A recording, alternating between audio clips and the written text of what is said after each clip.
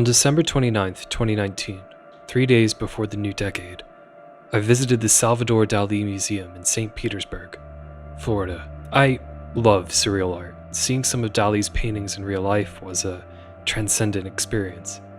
But the museum also had a strange experience as well. Greetings. I am Salvador Felipe Jacinto Dali y Domenech, and I am back. Even though Dali's been gone for 30 years, we're using artificial intelligence to bring him back today. An AI puppet of Dali that visitors could walk up to, hear a bit about the museum, and then take a selfie with. Ooh la la! That part was weird, but the museum still left me with renewed inspiration for my own art on the edge of a new decade. I even made this render called 2020 Vision, inspired by Dali's art. Look at how optimistic it is. 3 months later was March 2020. I don't need to go into it, y'all went through it too.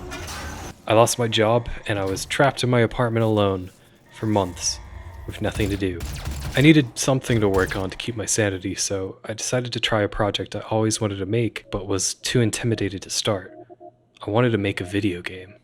I knew going in that it would be a huge undertaking, but what surprised me was the amount of time it took just to make stuff to put in the game. For example, let's say I wanted to add a can to my game. How would I do that? Well, I would 3D model it, texture it, make sure the faces are facing the right way, import it into the engine, create the material for it, add collisions to the can, and decide if the collision should be a box or a capsule, or if I should just be lazy and use the mesh as a collision, add physics, record sound effects, edit the sound effects, import the sound effects, make an asset for the sound effects, add the sound effects to the physics asset that I made to trigger when it hits something, QA test it for bugs. This takes me hours to do, for a bit of debris that most players will never interact with. They'll just fly right past it. This is why when you see the credits for AAA games, there's an army of specialized artists. These games need a ton of assets. Assets players won't even look at, but the detail needs to be there in case someone decides to interact with it.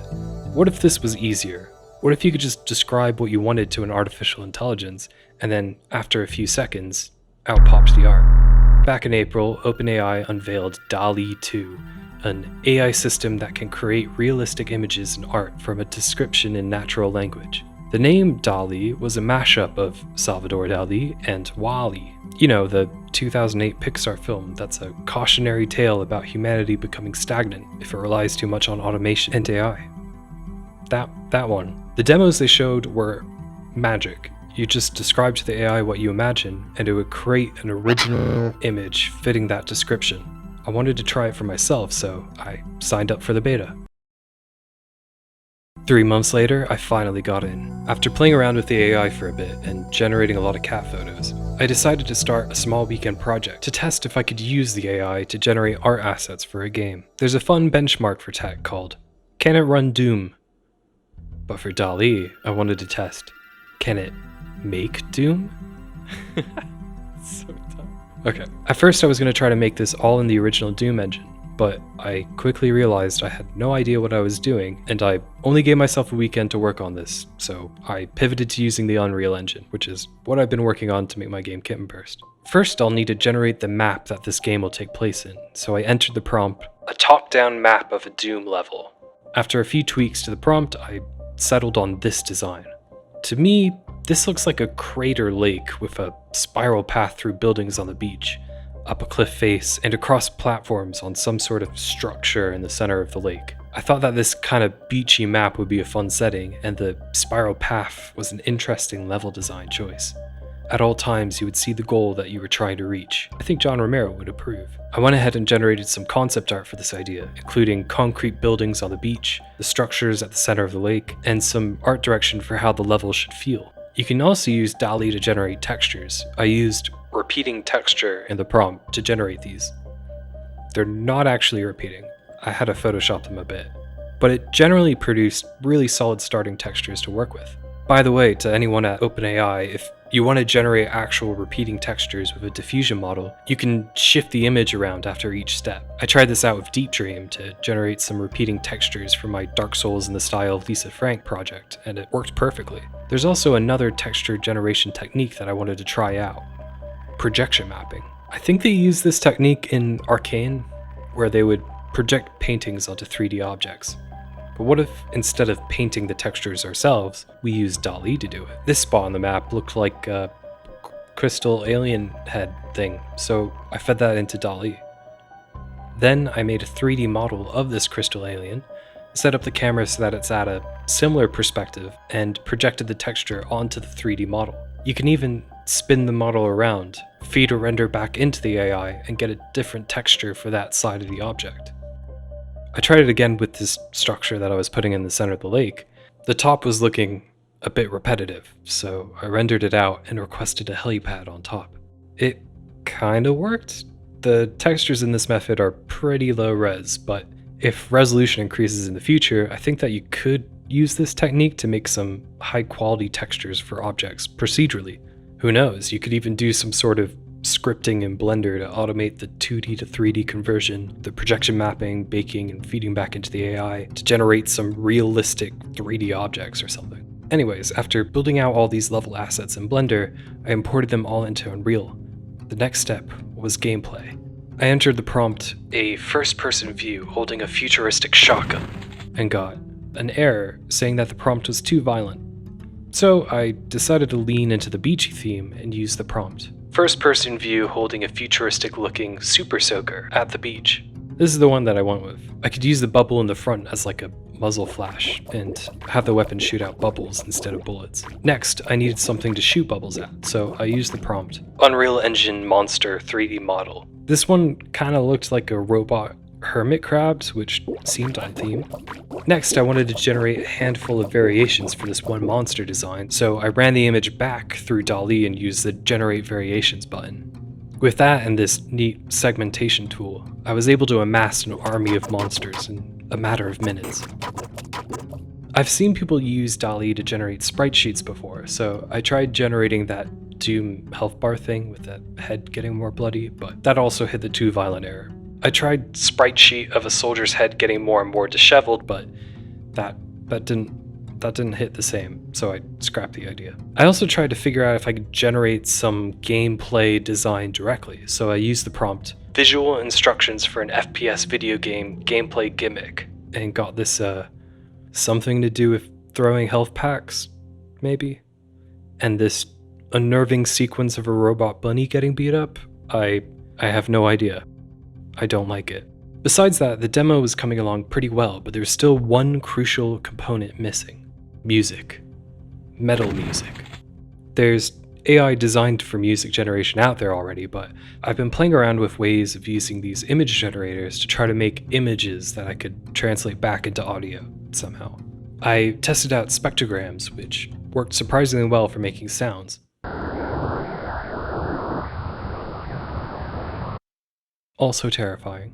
However, I needed to make actual music for this game, so after some experimentation, I landed on the prompt: sheet music for 4 bars of a metal song. At first glance, this prompt generated surprisingly readable sheet music.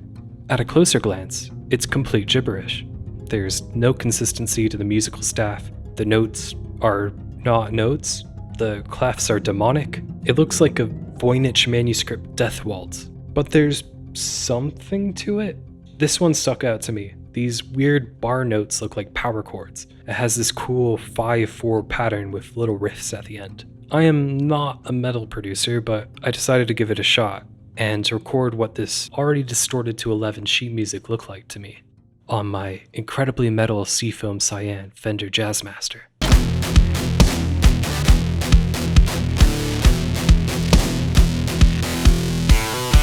With the music done, I wanted to keep going, adding more and more assets to the demo, but I ran out of credits.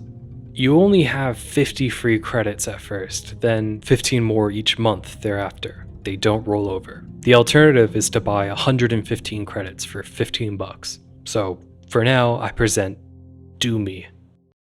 World premiere.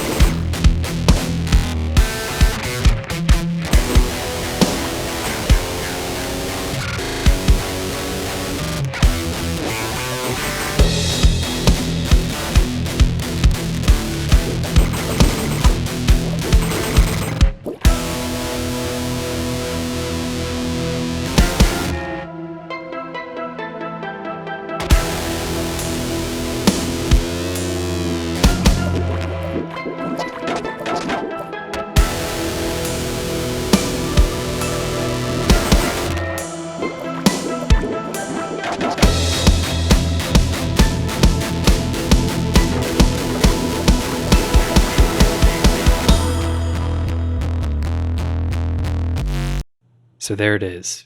Do me. Coming never. Using an AI to generate all these assets was fun, but can I say that Dali really made the game?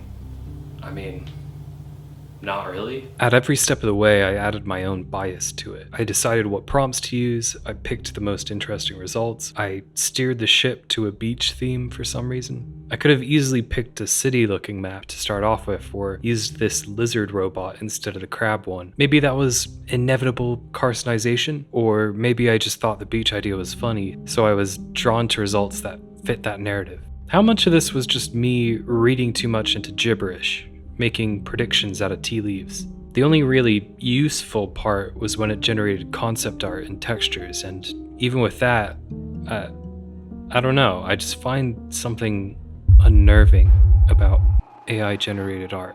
It looks fine at first, but if you really look at it, it starts to hit that uncanny valley. How are these images generated anyway? Like, what dataset are they using? I decided to look through the Dali 2 paper to try and trace it back. First, let's look at how Dali actually works. Dali has a huge library it draws from. It has a text space and an image space. The input into the machine is whatever prompt you give it. This gets encoded into the text space. Then the AI translates that into the image space using a prior that they trained. Then the image space gets decoded into an image using diffusion. It starts with noise and then tries to make the noise look more and more like the parts of the image space that we've mapped to, until we have our final result. Dali has two models that it uses for this process. CLIP, contrastive language image pre-training, for the encoding and prior mapping, and GLIDE, guided language to image diffusion for generation and editing, for the diffusion decoding. Wait, shouldn't this be glitch? Let's look at CLIP first. CLIP's dataset contains 400 million image text pairs. If someone made a movie of all the images in CLIP at 30 frames per second, that movie would be 154.3 days long. Where did they get all these images? Well, they used an internet archive called Common Crawl. Common Crawl uses web crawlers to archive petabytes of data across the last 12 years, just from everywhere on the internet, wherever it can find. OpenAI parsed through these files in Common Crawl to get all the HTML image tags containing alt text. The alt text of an image is a pretty good way of finding pairs between images and text. The Common Crawl database was also used to train GPT-3, another language model that was also created by OpenAI. GPT-3 also sources from WebText2, which is a internal web crawler, Wikipedia, and Books 1 and Books 2. I couldn't find any info on what Books 1 and Books 2 are. It seems to be a mystery. I like to think that Books 1 is Finnegan's Wake, and Book 2 is the Necronomicon. And that's how GPT-3 sourced all of its data. Wait, we're talking about Dali. Okay, the other model that Dali uses, Glide, draws most of its model from CLIP itself, but also sources from the original Dali model. The original Dali sourced from the internet? That's what the paper says. I'm assuming this is another web crawler, maybe an internal one, maybe Common Crawl, but I couldn't find the answer to that. It also sources MS Coco, Microsoft Common Objects in Context. It's a dataset containing 100,000 training images. It was mostly used for object detection AI. There's another interesting link between Microsoft and OpenAI. Back in 2019, Microsoft invested $1 billion into OpenAI.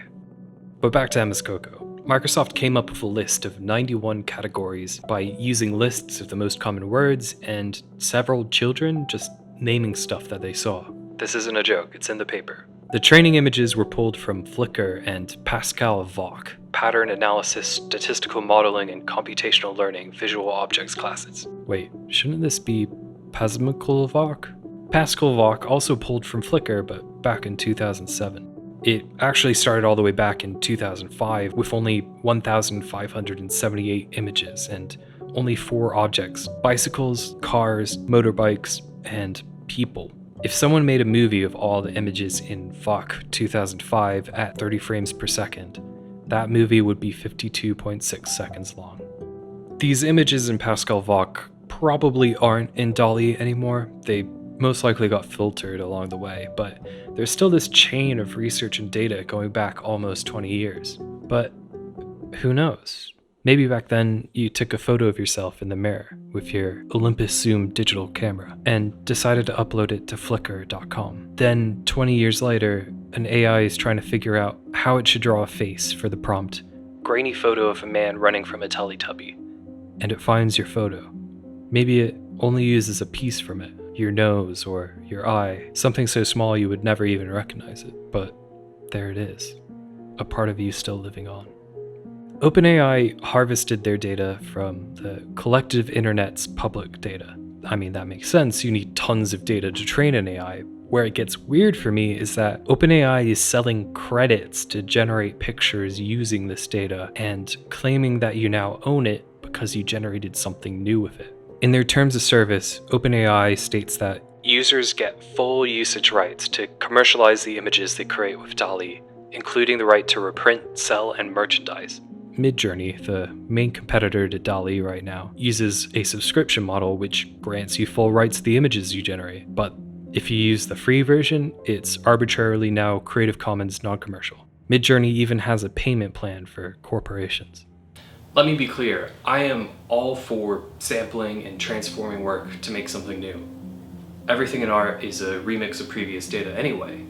Where it gets weird for me is using an AI to automate that process and having a platform tell you that you now own the rights to it. An artist I really admire by the name David O'Reilly put it this way: Dali undermines the works of creators of all kinds, most obviously photographers, illustrators, and concept artists, who shared their work online and never asked to be included in a proprietary learning model. It rips off the past generation for the current one and charges them money for it. Scam. It also seems legally dubious as well. Just scraping data from the internet could violate some data privacy laws like the California Privacy Rights Act. Also, do you think Disney would be cool with Dali having Mickey Mouse in their model? Would they be okay with you now owning the rights to this image of Mickey Mouse and The Sopranos because you paid OpenAI to generate it? Here's another example. Simon Stalenhag has this awesome, distinct art style, and I've seen a ton of people trying to generate AI versions of this style and then tweeting them at him. Even if you just put his name as a prompt, it generates these "we have Simon Stalenhag at home" versions of his art. I'm pretty sure he didn't agree to have his art in this model. I think OpenAI just scraped it from the internet. It's all ethically and legally a dark gray area. If you're a person who's made a big enough crater in the landscape of the internet, you're probably in clip and you don't even know it. Hang on.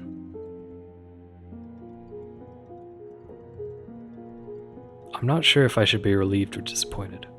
Maybe I have some lingering STEM dogma left in me, but I love messing around with AI and seeing how much it improves every year. I think it's a powerful tool. And AI models are incredibly important in fields such as biomedical research. People are working on AI that uses radiology images to detect diseases early. You can also use it to solve protein folding puzzles. Also, I have to give credit to OpenAI for its work in countering bias, and while I did bump into their content restrictions, I completely understand why they have them in place. I don't want to completely dismiss the possibilities AI can have for art either. AI can see patterns that humans could never see. Maybe harvesting the public's collective unconscious could generate some of the most incredible pieces of art. Maybe we... 人工知能を使うと、多分人間が想像できない気持ち悪い動きができるんじゃないか。一応こんなことをやっています。これ面白いと思って見ることできないですよ。これを作る人たちは痛みとかそういうものについてね、何も考えないでやってるでしょ。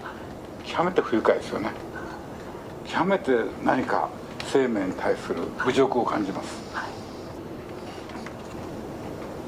これでもほとんど実験なので、どこへたどり着きたいですか。人間が描くのと同じように絵を描く機械を。地球最後の日が近いって感じですね。それは人間の方が自信がなくなってくるから。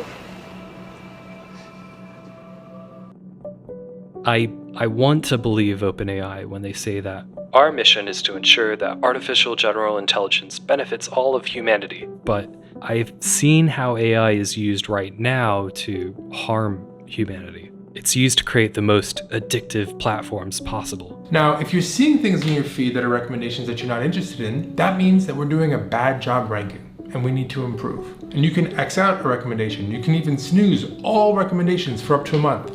And it's fed with public, sometimes even private data. But I don't want to end this video all doomy and gloomy.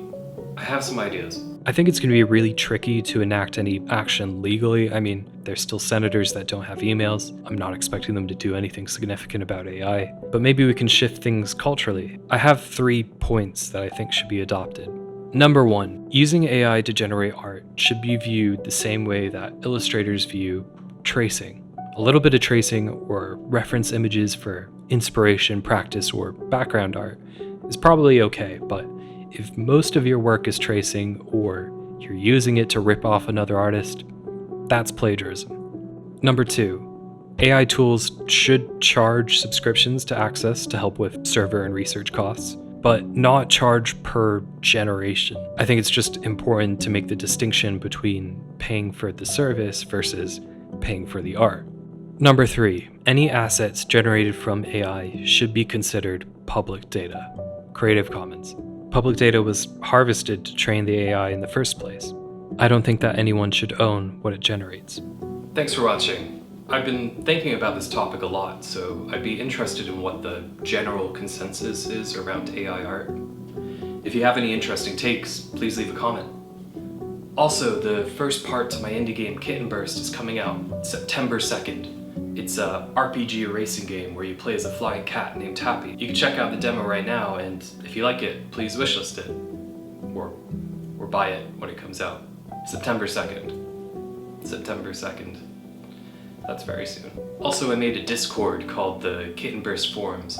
You can join that if you want to chat about the game, or this video, or post pictures of my face.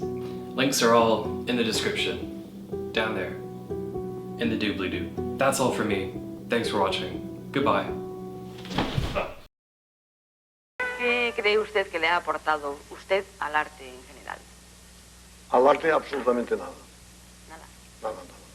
¿Y a la Porque vida? no, porque lo digo siempre, soy muy mal pintor por la razón de que soy demasiado inteligente para ser buen pintor. Para ser buen pintor hay que ser un poco burro. Porque el día que Dalí hiciera un cuadro bien hecho como Velázquez o como Vermeer o como Rafael o una música como Mozart, la semana siguiente uno se muere.